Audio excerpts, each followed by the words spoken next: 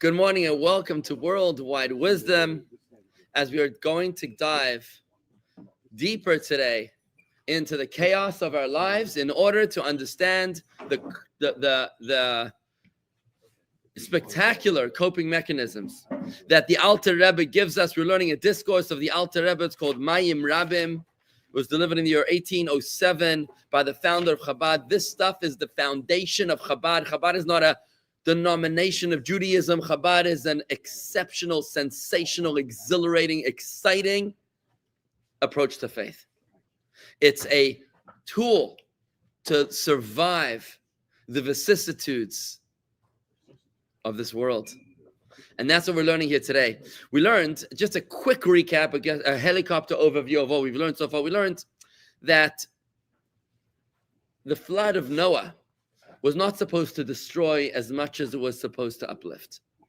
That's why it's called by Isaiah, May Noach, the deluge of Noach, of serenity. Noach means serenity. The deluge of serenity. It's a very strange name, right? It's like calling it the Holocaust of peace. Like that would be an oxymoron, the Holocaust of peace. What is that supposed to mean, right? Makes no sense, right?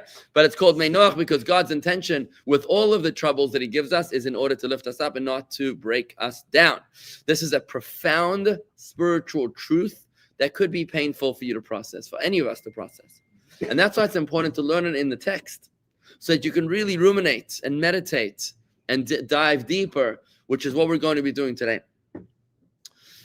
We applied that, the Alter Rebbe applied that to our personal financial anxieties. There's no such thing as a person that doesn't have any form of anxiety. Every person you meet is fighting a battle that you know nothing about. Everyone has anxieties. Everyone has worries. Everybody has kopdreinish, right? The question is, what is the purpose of those headaches? Are we supposed to live a life that is worry-free? This is what they advertise. They tell us, if you buy this soda can product, this sugar water, you'll have a worry-free life. That's advertising, right? You will look like this girl in this place if you drink sugar water, right? If you buy this car, this vacation, that timeshare, right? This house, then that's it. You're never gonna have any worries ever again. Literally a placebo, yeah. So there's no such thing. God didn't put us into this world in order to retire. That's not why we were here. It's like a soldier in Gaza who's being told that if you join this unit, then you'll have you'll be able to sit on the beach and relax in Gaza. Not happening. It's not the context of where we're going. You know what I mean? You're not put into this world to vacation. It's not a retirement village. You want to rest, it happens nach 120, after 120 years in the cemetery, so you rest. But you don't rest in this world. This world is Ayer Adam la'amal yulad. Man was born in order to toil. Now, what's the purpose of that toil? Is that because God is sadistic? Is that because God enjoys watching us suffer? No. The purpose is because the suffering, the anxiety, the headaches are going to lift you to places that you never were prior able to reach. What does this mean? So we've spoken about that. The Alter Rebbe said that the way that we do this is through meditation. That's how it works. Through meditation, when you meditate over your anxieties, then you neutralize them in your head and in your heart and in your actions. It's a series of evolution. When you go through meditation, you actually are able to neutralize and retro-engineer the anxiety into propulsion. You reframe. Now we're going to dive deeper into this. We did also speak about different levels of meditation. We spoke about level 1 of meditation, which was mental replay. Level 2 of meditation, which was replay in your own words, paraphrase. Right? Level 3 of meditation, what was that? Remember? Nope. Interpreting. Not really, not yet. That was maybe level 2. Level 3 was lightning rod. Level 3 was allow the brain to storm this idea. Beautiful, well said. Brainstorm. You allow the brain to just storm like a lightning rod, attracting any idea that you have associated with that content, and then you'll be building a beautiful cholent, a delicious cholent in your head. Level 4 is a meditation which is emotive. It's a meditation. Whilst the previous 3 meditations might lead to emotion, this one is directly guided towards emotion.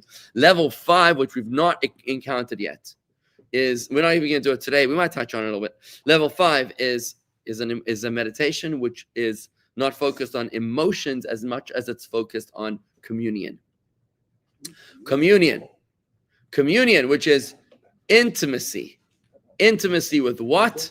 Intimacy with God, right? Intimacy with Hashem. That is level 5 meditation, but we're not going there just yet. That's going to take time, folks. I'm just mentioning it to you. I'm putting it out there, but we're not there yet. Now, what we're doing today, we're on page 164 in the Chayenu. We're learning this text of Mayim Rabim. We're going to learn inside the text what happens when you meditate, and then we're going to learn the why. We're going to address the why in just a moment. So first, I think we are going to address level 5 right now. In fact, we are. We're going right now to level 5, and I'm just going to touch on that. We're going to touch on what happens on level 5 meditation. Level 5 meditation is the game changer of all. This is the relationship changer. It's kind of like, I want you to think for a moment what happens when you meditate over your wife. Think about that for a moment. You can meditate over a conversation that you had with your wife. You can just replay it in your head. That's level 1. Then you can replay it in your own words. That's level 2. Then you can do level 3 meditation, where you can brainstorm over an encounter or an experience with your wife, and you can just sort of like see how it makes you feel, right? Level 4 is when you meditate over your wife and you meditate towards emotion, about how you feel about her. And that's going to be a really lovely place when it leads you towards feelings of love, because sometimes you can take your loved one for granted. It's very, very, very easy to take your loved one for granted, to not appreciate their presence. When a woman needs the small things, she needs small words, small touches, small gifts, little small reminders. It's interesting. Psychologists tell us that the men and women grade things very differently. For a man, there's a whole spectrum. If she does something little for him, it's 1 point. If she does something big for him, it's 30 points, 40 points. If she buys him a Bentley, it's like 100 points. You know what I mean? Right? There's like it's on the credit card, and it's nice. Right. So there's a whole spectrum. But for a woman, essentially, I've read this somewhere that in psychology, that for a woman, everything is worth 1 point. Everything is worth 1 point. So if you wash the dishes, or if you bought her a diamond choker necklace for $50,000, it's the same thing. It's the same 1 point, which is why men get so confused. They think, I just bought you a diamond choker necklace. I could do no wrong for the next 6 months at least. Right? The next day she loses it. He's like, I don't understand. You're not grateful. And this is where the spaghetti hits the fan and nobody knows it's flying. Right? Because the woman's measure is 1 point for everything. A man has this value system, right? Hierarchy, right? So it's important. It's a level 4 meditation is to be able to reflect on her and appreciate her. So you're working towards a meditation, but towards an emotion, But level 5 is a totally different experience. It's zero gravity. Level 5 is when you lose sight of yourself as you're melting into her. To quote the verse, therefore shall a man leave his mother and his father and cleave to his wife, and they shall become one flesh. Think about the definition of intimacy as defined by the Bible right there. They should become one flesh. This is not only talk about reproduction. Western Australia, welcome, nice. Where in Western Australia are you? I spent some time in Perth, by the way. Anyway, so V'davak is related. V'davak b'ishtai, he shall cleave to his wife. What? Dveikus, it's the same word. It's the same exact word. Dveikus means rapture, right? Dveikus means communion. It means becoming one. This is this is the essence. This is the secret of marital intimacy. Marital intimacy is not when you're having sex. It's when you're making love. I'm sorry, man. Sorry, too young. I'm sorry. I apologize. Explicit. I apologize. PG 26 here. Sorry. So it's not when you're taking. It's when you're giving.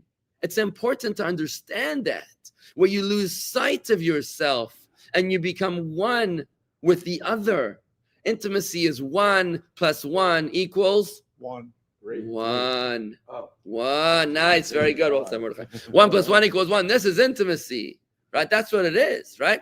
So when we have the same level 5 meditation, you're not only focused on a self-centered, egocentric, narcissistic foundation. On the contrary, you're giving yourself over. It's like a soldier who says to his commander, send me wherever you want me to send me. You know, there's various people in the history about people who have managed. Hi, Nashville, welcome. People who have experienced, have touched this place in the Bible. Think about Ruth. Think about Ruth. What did Ruth do? The first convert. Amazing. Not the first, but the most famous convert. Her mother-in-law, Naomi, says to the two daughters-in-law, the two Moabite princesses, like, you're princesses, what do you want from me? I'm a forlorn woman. You know, I'm not getting into the whole story, but she's going back tail between her legs. She abandoned her people, and now she's going back. Her two non-Jewish daughters-in-law, right, want to come with her. And she's like, you guys are princesses in Saudi Arabia. Stay here, right? What, you in Riyadh? What do you need to come back with me to Bethlehem where you're going to be a pariah? So Orpah says, good idea. She goes back. But Ruth says, El asher telchi elech. Where you go, I go. Amech ami. Your people are my people, Velokayich Elokai, and your God is my God. Basher talini alin, where you sleep, I will sleep. And where you die, I will die. I forget the exact words, but this is the ultimate. This is the essence of conversion of a person that releases attachments from where they're coming from, and they engage with where they're going to. This is divine intimacy. This is true marriage. This is true love. Remember what the word love in Hebrew means. In English, love is something that happens to you. I think in the American culture, love is. Oh, interesting. I like that. I like falling in love.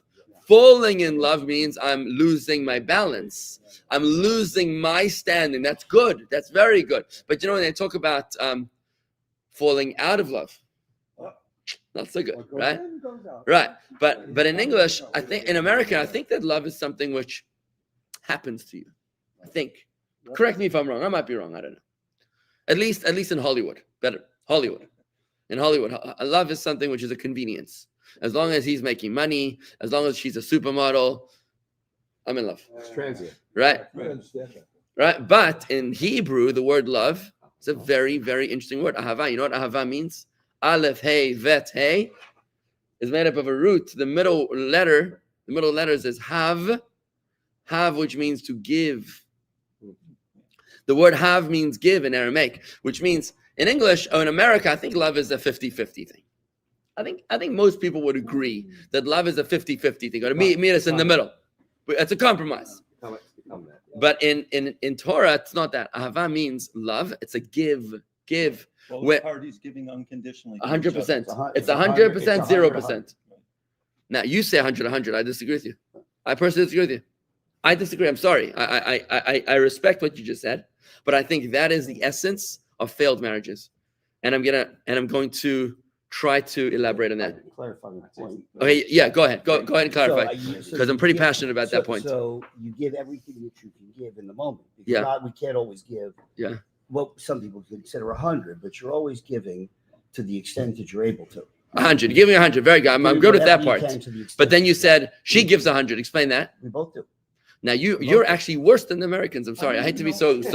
I'll tell you what. But I don't have an expectation. I'll tell you what. Just does. Hollywood, at least. No, don't tell me you don't have an expectation. I'm sorry. I apologize. I'm sorry if I'm being a little what's the word? Abrasive. I apologize, but I'm very passionate about this because at least in Hollywood it's a 50-50. So each one expects only 50 from the other. You went, I want 100 from the other one. That's even more. And you said, I don't have an expectation, but I want 100. What does that even Why mean? do you use percentages at all?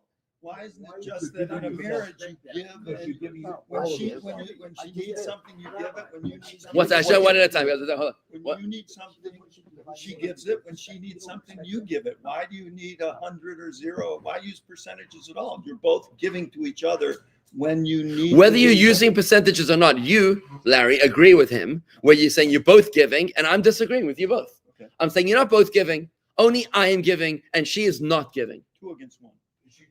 That's fine. You could both be wrong. It's okay. You're assuming she's not giving. Of course she's taking.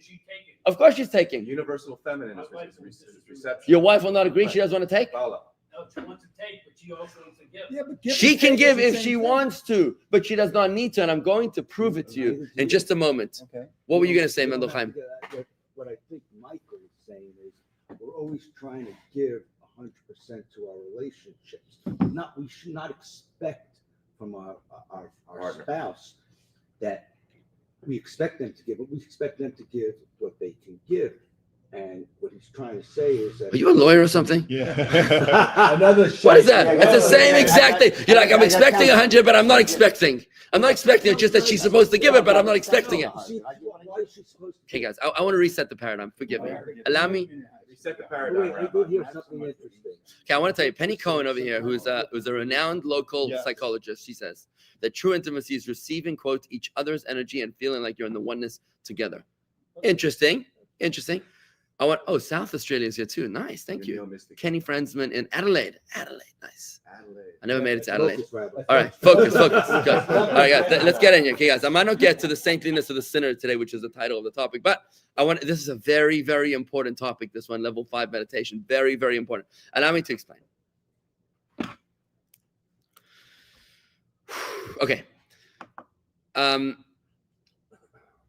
The way that Hasidus explains the concept of marriage,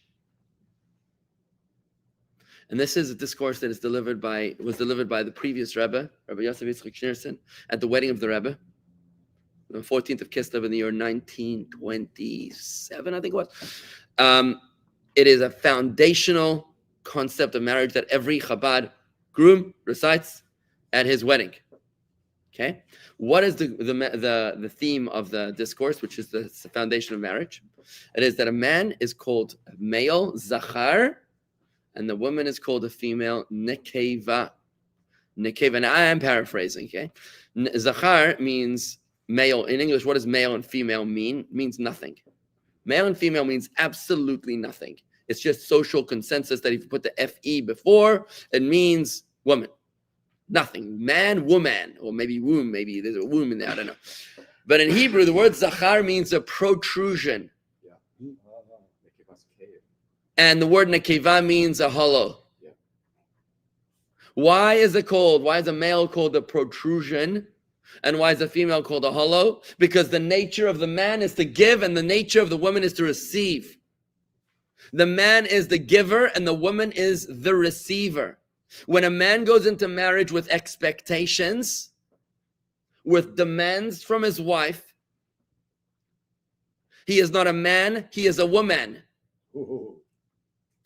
When a man comes into marriage expecting sex, food, emotional support, or anything else, he is not a man, he's a woman. And two women in a marriage is a lesbian marriage. There you go, Protected by the So Constitution. no sex. Pardon me for being so crude. So no Now sex. I didn't say no sex. What I am saying, Larry, what I am saying is that a man, and tell me, folks, you're much older than me. You have much more experience than me. You have much more experience. So tell me, well, don't tell me. But I'm going to say this. I have a headache, honey. Come on, Rabbi. I'm going to say this, that a man, Build the paradigm. a husband who expects nothing will get everything. I don't know. Try it out. Homework. Expect nothing. Homework. I want to tell you, a husband who expects nothing will get everything, and a husband who expects everything will get nothing. That part you know, right? That part you know. Now try the other side, all right? The husband who expects everything gets nothing because you gotta let her desire you. Give her a break. Stop suffocating her. Give her space.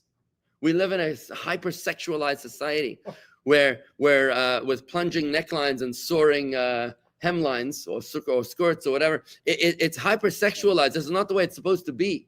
You're not supposed to be constantly in a state of sexual tension. I think age does that to you. Hmm. You know, Age as you get does that? older and older and older, even though you expect nothing, you're going to get nothing. You know? Yeah, let's make work. Your lure is in concealment. Now, folks, I want to give an example of this. I want to give an example of what I'm talking about. Oh, Phoenix says that true a man who expects nothing will get everything. Beautiful. Thank you. He will be in the feminine body. You know what the Talmud says? Lots of lesbian marriage out there. Nice. Okay. It's the highest rate of The Aussies are photobombing the live stream today. New York is in. Okay, Stockholm. The defender on. Fine. Anyway, so hang on. He's not in Stockholm syndrome. I just want to say something very, very important. I was going to say something. Shoot, I think it just skipped my mind. Mordecai, help him out. Somebody said, examples. I was getting an example. Somebody's going to say something. All right. Here's what I want to say to you. Oh, the Talmud says two things. I had two thoughts in my mind at the same time, and they both. So the Talmud says like this: Ashrei Misha Banav Zcharim, praised is he who is sons. Well, it says praised is he whose children are male. Oile Misha Banav Nekevos, and cursed is he. Oh, woe is he whose children are female. It sounds awful, right? But that's not how you're supposed to read it. In Hebrew, the word children and the word sons is exactly the same word. Banav, ben. The word ben can mean son, it can mean child. So instead of reading it as blessed is he whose children are male, you read it like this: blessed is he whose sons are male, and woe is he whose sons are female. Suddenly this becomes a whole different perspective, folks. I'm not even talking about homosexuality. I'm talking about weak. I'm talking about weak men. I'm talking about men who aren't men. I'm not even talking about that. I'm not talking about that. I'm talking about men who are expecting to receive. Men who are nekevas, men who are hollow, men who are recipients, men who walk into a marriage with expectations that they're marrying not a woman that they're supposed to give to, but they're marrying a nurse who's supposed to tend to them. They're marrying a chef who's going to cook for them. They're marrying an executive assistant that's going to take care and tend to their needs. You need that, hire someone. Right. You want a chef? Hire a chef. It's cheaper than a wife, right? Much cheaper than a wife, right? Yeah. But that's not why we get married, folks. Right. There's a foundational psychological book. It's called It Didn't. No, there's a foundational book to read by Hugo. Forget his last name. Hugo's his first name. It's called You're the One You've Been Waiting For. You're the one you've been waiting for. People get married today because they found the person that makes them whole. They found the person that's going to care for them because, I have a broken knee and this one, she's a nurse. So this is a perfect relationship. Right? I like potato kugel. She likes to cook potato kugel. So we're in a perfect relationship. My mother wasn't nice to me. She is nice to me. Wonderful. I found some person who completes me. It's a fixer-upper. It's amazing. That is the most gruesome mistake we can possibly make, cringeworthy, that we can possibly make in a marriage. You're the one you've been waiting for. If you're getting married because you're broken, that marriage ain't going to last. You're going to have a Leaning Tower of Pisa. If you're going to have a marriage that lasts, it's got to be such a marriage where I'm healthy and I'm here because I love you. Or in Manas Friedman words, because I love. Because I want to tend to you. I want to give to you. I'm talking to the men right now. This is obviously the purpose of a marriage, right? Which is for a man to give. What were you about to say, Mordechai? With my therapist, she told me when I was talking about my last relationship, I was in 10 years, and she was telling me, you can...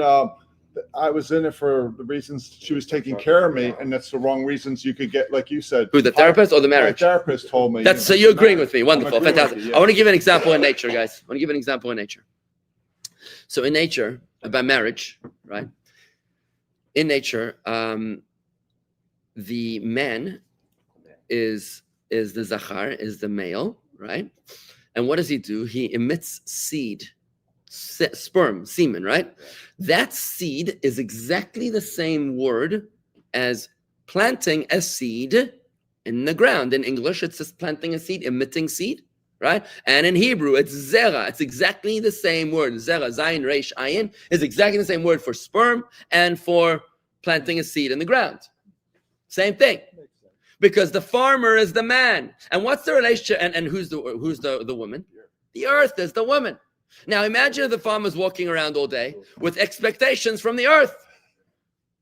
Doofus. You're going to be spending a lot of time with your therapist. At least I got your attention. Imagine he's walking around feeling bad that the earth isn't being nice to me. He's walking around. The earth is too soft. The earth is too hard. The earth has got a headache right now. Relax. It's the earth. What do you want from the earth? It's earth. Now, what's your job with the earth? Your job with the earth is to tend to the earth. This is what God tells Adam. Work the land, man. God tells Adam right up the front. He's like, what are you doing here? Your job is to work the land. Your job is not that she should give you a foot massage. Your job is not that she should relax you from your anxieties. That's not her job. She's the earth. She's supposed to receive your seed. You're supposed to buy the land and water the land and tend to the land and what do you make till the land and make holes. So my wife always says, "What's yours is mine, and what's mine is mine." Okay. That's the same thing, She's right. right? No. What's Yours is mine. and what's mine is She's mine. kind of right. Yeah, she's right. Yeah. Well, look, I'm not speaking today, Larry. I'm not speaking today from the perspective of the woman. Okay. I'm speaking to the men today, right? Right. I'm serious. I'm speaking to the men. Women have a different spiritual mission. Today I'm working on the men, right? So the woman's job, the man's job is to work the land, lovingly tend to the land. Don't go to your mommy and cry that the earth isn't being nice to you. No, just buy it and tend to it, put up a nice fence and keep out the foxes and keep out the, the rats and the bad influences and make sure it's getting all the right rain and maybe build a greenhouse if you want. Do your thing. Now what are you going to do?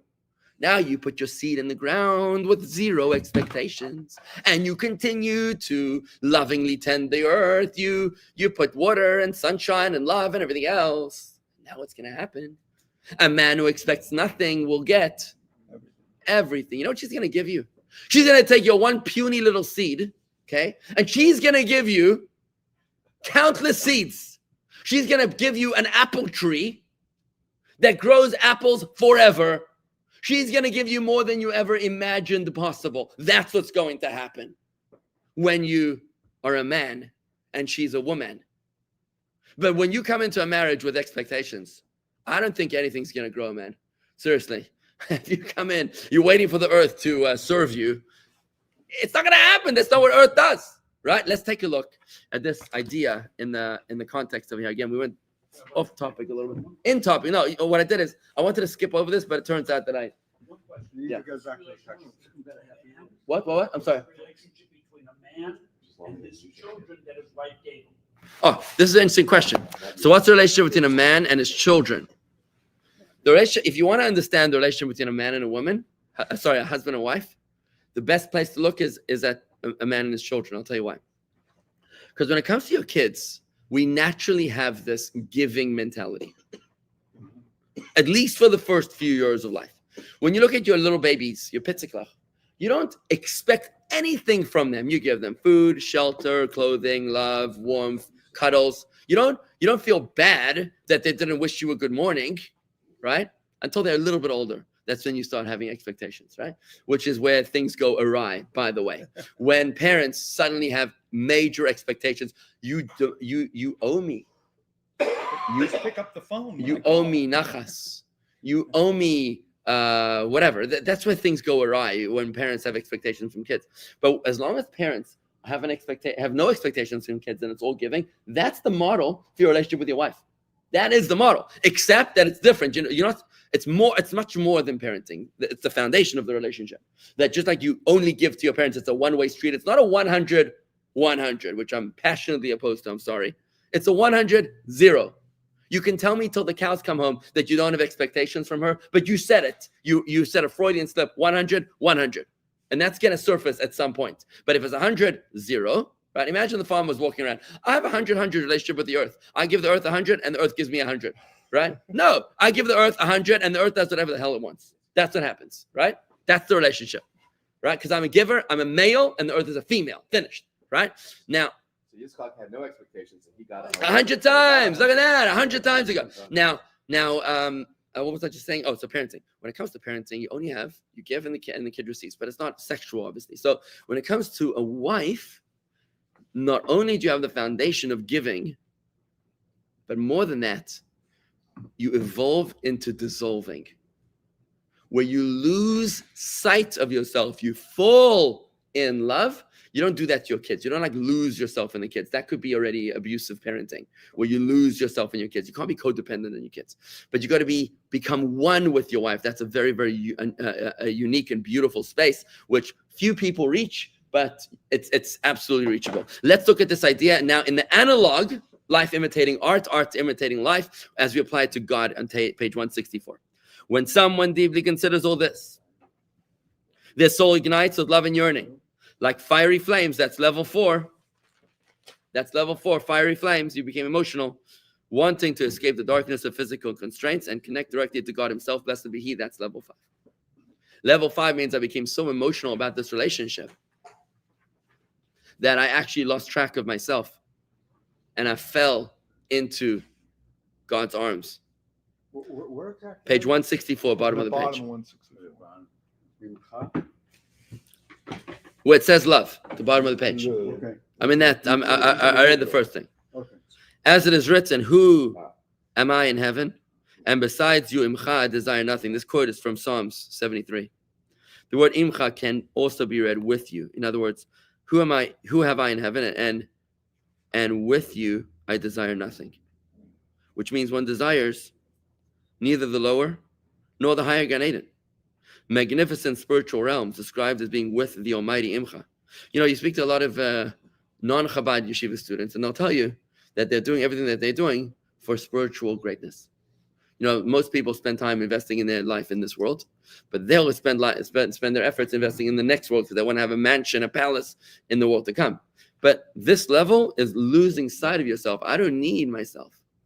I don't need myself. It's not about me. It's not about my ego. It's about us. It's about me melting into you. But they consist of just radiance and illumination, as our sages said. The righteous sit and enjoy the radiance of the divine presence. That's it. It's not about me. I lose myself in you. Imagine looking into the eyes of your loved one and just losing yourself, not remembering how she burnt the kugel last week and remembering how she didn't do this, that, and the other, and how she ticks you off and makes you nervous and so on. Let go, man. Just let it go. It's about melting into her eyes. The object of one's desire rather is to be attached to him, to God, longing for complete union with his very essence, in the Zohar's words, to be absorbed into the king's body. This is level 5, my friends, of meditation. It was known that the Alter Rebbe would often pray on his own in his room, and they actually had to put like cushions on the wall of the room. The Hasidim put cushions on the wall of the room because the Alter Rebbe, in his tefillin, he would sort of throw himself at the wall while he was davening. He was in such a state of rapture, and he would say these words: "Ich will nicht dein Gan Eden." I don't want your heaven, your paradise. Ich will nicht dein Elam haba. I don't want your world to come. Ich will mer nit as dich allein. I want nothing more than you alone. That is the height of intimacy. That is the height of union. The Hebrew word for love was ahava, alom. A-H-A-V-A. This is the height of union. This is the height of intimacy. It's parenting 2.0. I love my kids. I give my kids, but I don't dissolve into my kids. I don't melt into my kids. That I do with my wife. I melt into her, and that's therefore shall a man leave his mother and his father. Your mom told you that you're the best thing that ever happened to this world, right? Let go of that, man. Move on, right? And cleave to his wife. Become one, and then you should become one flesh. This is the height of intimacy. And in the next lesson, what we're going to learn is we're going to learn about how it is that engaging with this meditation is going to lift you higher than you started off. That's what we're going to learn. We're going to learn about the spiritual powers of the sinner, the added powers of the sinner, the lofty spiritual energy of the sinner. In other words, why it is that engaging with anxieties, engaging with darkness, engaging with troubles, meditating upon them, how that is going to lift you up to much, much higher than you started. That's going to be the theme of the next lesson. Thank you very much. So meditation